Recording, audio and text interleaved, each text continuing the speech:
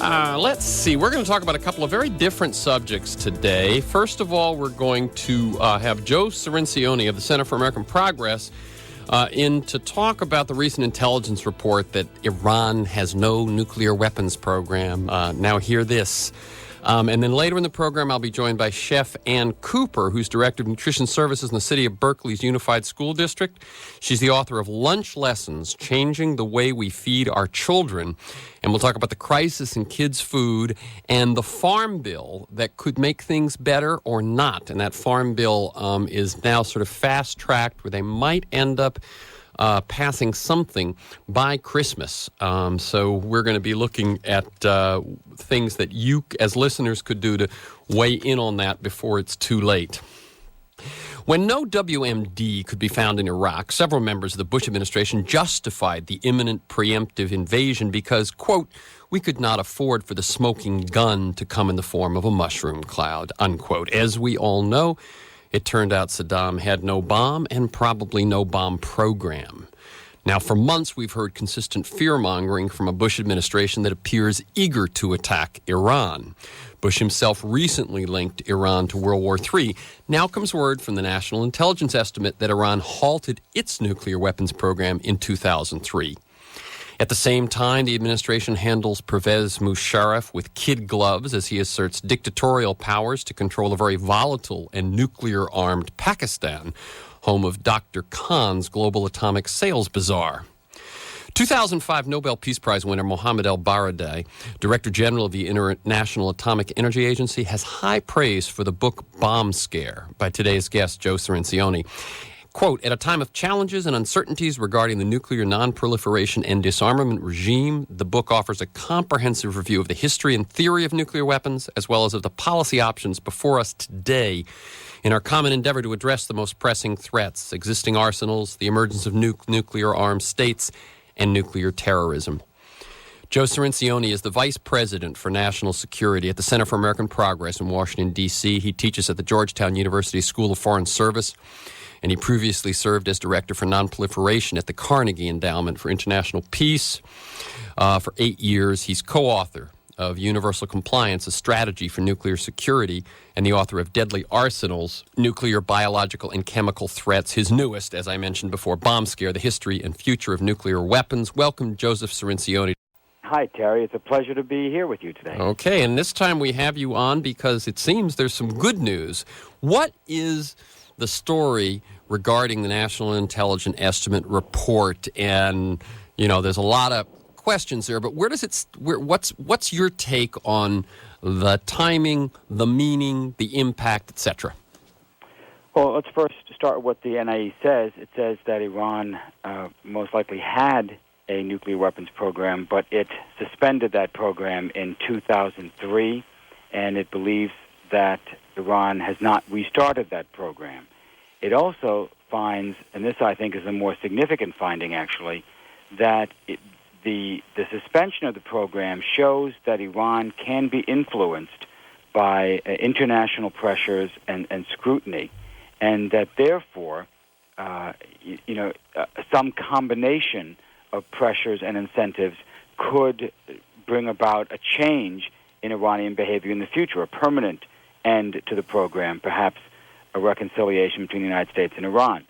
The impact has been enormous. I have never seen an NIE have this kind of sudden, dramatic change in a debate. The only thing that comes close is really the Iraq NIE, but even that took months to develop. That is the now we know discredited intelligence estimate before the Iraq War that found that Saddam Hussein had programs. This NIE, caused a political earthquake in Washington. It has three effects immediately. One, it takes off the table the military option for attacking Iran, something that you and others have been talking about. Everyone's been talking about it for months now, even years. The idea that the vice president and the president wanted to attack Iran, that military option is now off the table. I think it's out of the room. We're not going to see that for the rest of the administration. And many of us were afraid that would be the sort of the ultimate campaign weapon. So this is good news. Absolutely. I mean, just 2 weeks ago, there were columns being written about this and suspicions that the president would use this for political means in the campaign, or that he was committed to overthrowing the regime in Iran, and he would do this before he left office to get it. That's all. Right, and also was a key campaign waving thing for folks like Giuliani. Yes, exactly. I mean, you had the Republican candidates talking about using tactical nuclear weapons on Iran. Incredible rhetoric coming out from the conservatives in this recent period. That's over. I also believe that we're seeing that this effectively is the death certificate for the Bush doctrine. That is, the idea that we could use military force as our primary instrument of statecraft, that the way to solve proliferation was by invading countries and overthrowing their regimes. This whole doctrine of preventive war, that we had to go to war to eliminate even emerging threats, something that might develop down the road, that was the justification for the war in Iraq. I think that whole Bush doctrine is now dead. It's over. It's an ex-doctrine. So it's more than just Iran here. And third, and this is a very positive sign, I think this new estimate shows the restoration of professionalism and integrity to the intelligence agencies, to the entire threat assessment process. After almost 10 years now of having our assessments battered by political forces, that caused the intelligence agencies to exaggerate the threat from ballistic missiles beginning in 1999. That exaggerated the Iraq threat in 2002. That exaggerated the Iran threat just as recently as 2005. We're finally seeing the restoration of professionalism and integrity, and I think that's a result of the people that have been put in charge here. Mike Hayden, in charge of, former general in charge of the CIA, Mike McConnell, the director for national intelligence. These people seem to be protecting the analysts from the kind of pressures they suffered in the past. And, of course, it helps that many of the people who applied the pressure are now out of office. John Bolton, Paul Wolfowitz, Douglas Feith, Donald Rumsfeld, people whose names are now closely associated with the disaster in Iraq. They're gone, and the intelligence agencies have started to restore the integrity of the process. So I think this is a very hopeful sign for the future. Very good. Joe Cirincione, talk to me a little bit about how the last point you mentioned happened. In other words, the Bush administration is still in charge, Cheney's still vice president. How were those folks in intelligence appointed by Bush in some cases, able or willing, or just had the ethics to reassert the independence of intelligence? Well, it's interesting. I just left a faculty luncheon at Georgetown. I teach a seminar at the graduate school at Georgetown University, and we were talking, one of the professors had just returned from a sabbatical where she spent 2 years working at in the intelligence agencies, and she was talking about this year-and-a-half-long struggle to do just what your question gets at, to restore the professionalism and integrity of the services, of the threat assessment process. And she pointed out to the NIE as the first external manifestation of this process. I think it happened for two reasons. One is the failure of the Iraq War. Mm-hmm. This has been a catastrophe. And the architects of that war, the people who have been associated with it, have left office. So the people I just mentioned with the Department of Defense, Donald Rumsfeld is gone, a sort of an ideological, hard-line Secretary of Defense, replaced by Bob Gates, a pragmatist, a centrist in the political spectrum.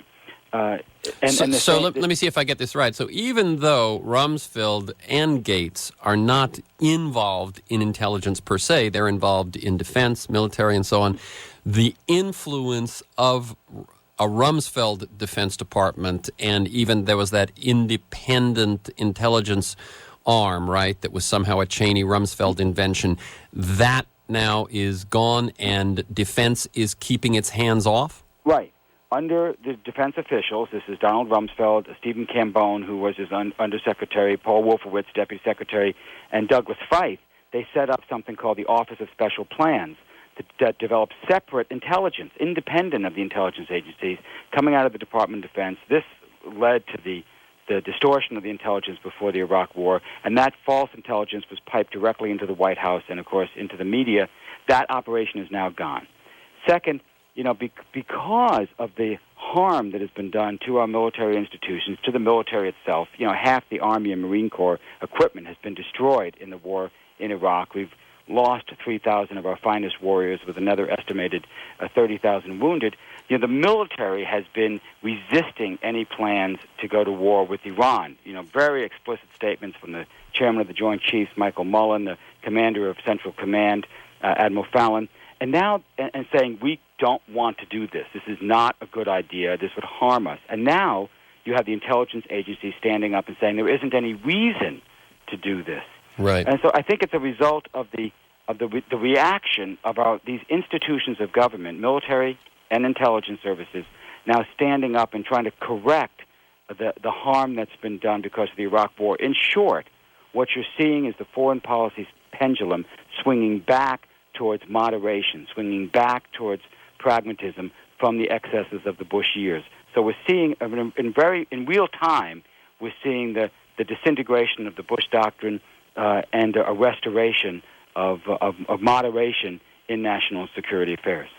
Okay, let me ask one last question on that, because I think the shifting, as you're talking about the ripple effects of this or the impacts that this reveals underneath, you hear the neocons, some of them saying this news is too good to be true. They're now saying somebody else has cherry-picked, that the other side has gone out of its way to politically distort intelligence to come up with this assessment.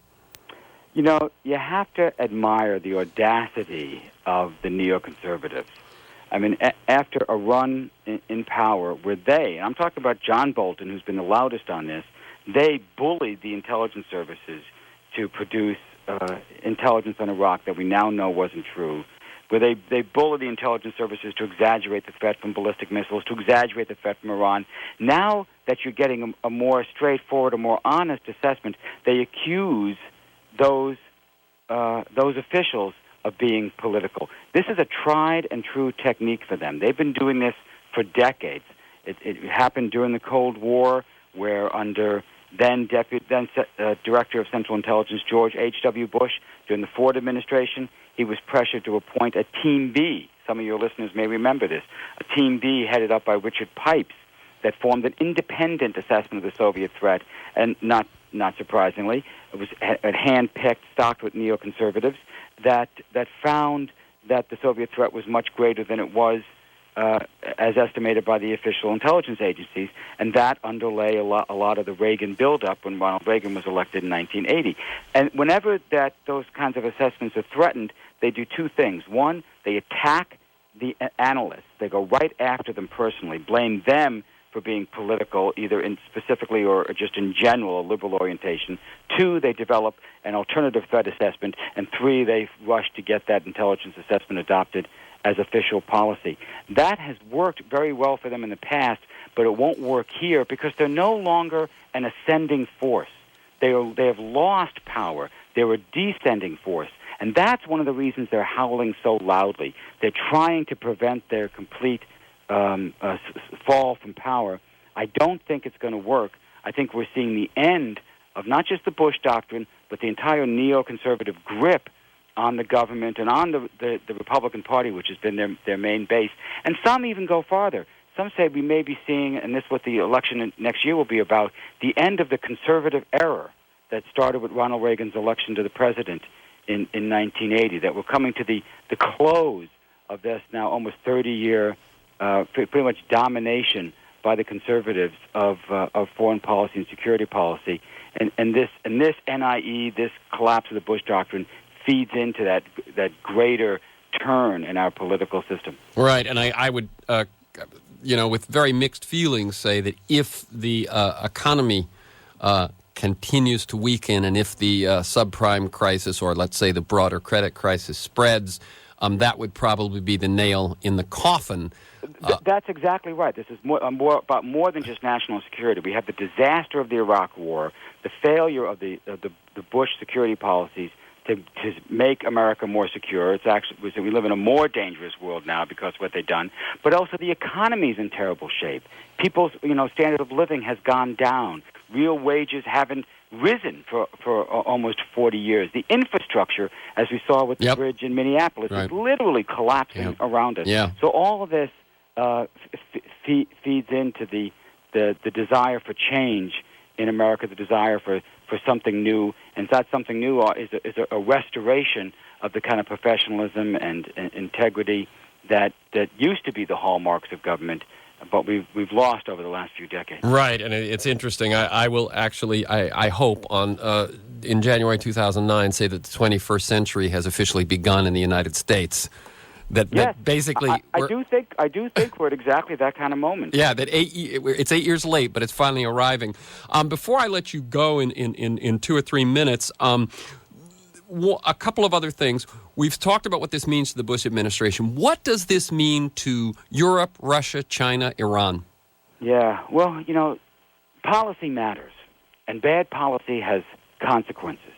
And as this bad policy collapses, and then we see the corrective of the National Intelligence Estimate, an admission that the previous estimates were wrong, that Iran does not currently have a secret program, we take a hit. We take a loss. This does hurt our bargaining position. It does hurt our leverage. It undermines our credibility, which is already at pretty low rate. So it's going to be tougher for us to get increased sanctions against Iran. And let's get no mistake about let's have no mistake about this. These are not nice people. They do have a plan to develop the technologies that would put them in a position to build nuclear weapons sometime in the next decade. That is, I believe, part of their intentions. It just isn't as imminent or as sort of driven as the Bush administration has presented it. And as a result, we've lost some of our negotiating ability with Russia and China. The Europeans are still concerned about Iran. They never thought that it was as exaggerated a threat as the Bush administration in the first place. Their concern didn't depend on an imminent threat. Right. So I still think there's a possibility to get increased sanctions. And I'm in favor of that. You do have to bring pressure on a regime like Iran. The key is not how high, how hot you can make the pressure cooker. Is there a release valve? Where's the engagement that's necessary? This is the missing piece in this puzzle. The U.S. now has to agree to have direct talks with Iran. The way we had direct talks with the Libyans, that convinced them to give up their nuclear program, the way we have direct talks with the North Koreans, that is resulting in agreements to have them give up their program, that's what's been missing with Iran. And if we do that, you can still rescue this situation. We're going to have to go put up with a few weeks of Iranian triumphalism and a loss of credibility and prestige. But if we keep in mind the basics, we're still the most powerful country in the world. We have the global networks. We have allies with all of Iran's neighbors. And Iran is a relatively small and isolated country. We can be reminded of the levers we have to play here, and the restoration of a sort of negotiating plan for how to deal with this Iraq challenge, not a military plan. And last question, Joe, do we have the people in place who can actually begin to move that forward prior to the next election? Well, it's possible if they're empowered to do so. And the person in particular is Nicholas Burns, who's the Deputy Secretary of State under Secretary of State Condoleezza Rice. He's got the Iran portfolio now. He could do this. Extremely effective, known as a pragmatist. He could do this. John Negroponte, who's also working for Condoleezza Rice as the new Undersecretary of State, he could do this as well. It's possible. You could also bring in an outside, a trusted special envoy to do this, Jim Baker or somebody like Jim Baker. Mm-hmm. There are ways to do this if the president decides to. In other words, if he decides that he wants to make a quick about-face and try to make Iran, as well as the efforts he's putting forward on Palestine-Israel, that he's kind of thinking legacy now and wants to save things, that is a possibility. I'm going to let you go. And then, in fact, this is part of solving Palestine. Exactly. Yeah. Okay, my guest so far has been Joe Cirincione. As I said, he's Vice President for National Security at the Center for American Progress and author of Bomb Scare, a really thorough book on the history and future of nuclear weapons. You can learn more about Joe's work and just about every every other issue at americanprogress.org. Chef Ann Cooper is a renegade lunch lady who works to transform cafeterias into culinary classrooms for students, one school lunch at a time. She transformed public school cafeterias in New York City, Harlem, Bridgehampton, New York, and now she's in Berkeley, California. She's director of nutrition services for the Berkeley Unified School District, 16 public schools, 9,000 students. She teaches students why good food choices matter, provides fresh, organic lunches to students, and she's at the forefront of a movement to transform the National School Lunch Program into one that places greater emphasis on the health of students than on the financial health of a select few agribusiness giants. Her newest book, Lunch Lessons, Changing the Way We Feed Our Children, offers strategies for parents and school administrators to begin this change, and you can learn more about that at lunchlessons.org. Ann Cooper, how bad is it? How can it be better? And what can people do about the Farm Bill? The food in most schools is pretty bad. In Berkeley, and I can, where you might think of food as really good, when I got here, we had a rotating menu of chicken nuggets, corn dogs, extremo burritos, pizza pockets, and grilled cheese sandwiches, all pre-processed, all full of chemicals, all came in frozen. That was the food we were feeding kids, and that's very typical in schools all across America. Time and time again, we see food that is highly processed, full of additives, high fructose corn syrup, trans fats, things like that. So that's how bad it is. I think from a listener standpoint, one of the things that can happen if you really want to see change is to access school districts, superintendents, and school boards through wellness policies. Every school district in America had to put a wellness policy in place September 2006. And so it's really important that we now look at these wellness policies, see what's happened in the first year of implementation, see if they're good enough, and petition our school boards and superintendents to say, if you believe this to be the case, that the food's not good enough and we need to make it better. And that's one of the ways we really can touch school districts.